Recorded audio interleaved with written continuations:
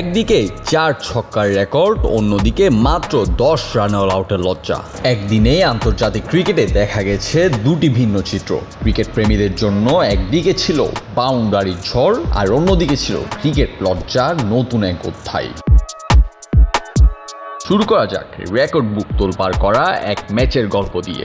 স্কটল্যান্ডের বোলারদের রীতিমতো কচুকাটা করলেন অস্ট্রেলিয়ার দুই ব্যাটার ট্রাভিস হেড এবং মিচেল মার্শ। 17 বলে হাফ সেঞ্চুরি করা হেড এবং 12 বলে 39 রান করা মার্শ স্কটল্যান্ডের বোলারদের যেন এক প্রকার বিধ্বংসী ব্যাটিং দিয়ে গুড়িয়ে দেন। প্রথম 6 ওভারের পাওয়ার প্লেতে 113 রান তুলে অস্ট্রেলিয়া গড়েছে নতুন বিশ্ব রেকর্ড, যা এর আগে ছিল দক্ষিণ আফ্রিকার। টানা 14 বলের বাউন্ডারি মেরে হেড এবং মার্শ যেন প্রতিযোগিতায় নেমেছিলেন। তাদের এমন মারকুটে ব্যাটিংয়ে স্কটল্যান্ডের 154 রানের লক্ষ্য পার করতে অজিদের সময় লেগেছে মাত্র 58 বল। আরেকদিকে টি-20 বিশ্বকাপের এশিয়ান বাছাই পর্বে মঙ্গোলিয়া দেখল ক্রিকেট ইতিহাসের লজ্জাজনক দিন। রানেই অল আউট হয়ে যায় তারা।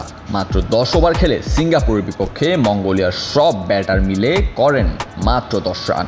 সিঙ্গাপুরের 17 বছর বয়সী লেগ স্পিনার হার্শা একাই নিয়েছেন 6 উইকেট, দিয়েছেন মাত্র 3 রান। হার্শার এই পারফরম্যান্স টি-20 ইতিহাসের দ্বিতীয় সেরা বোলিং। এর আগে 8 রানে 7 উইকেট নিয়ে সেরার তালিকায় আছেন সিরাজুল ইদ্রুস। মঙ্গোলিয়া কিন্তু এই লজ্জার রেকর্ডে একা নয়। 2023 সালে স্পেনের কাছে আইলস অফ ম্যান 10 রানে অল আউট হয়েছিল।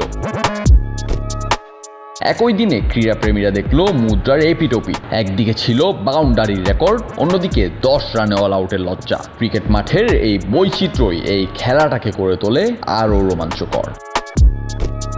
Desk report, news now sports.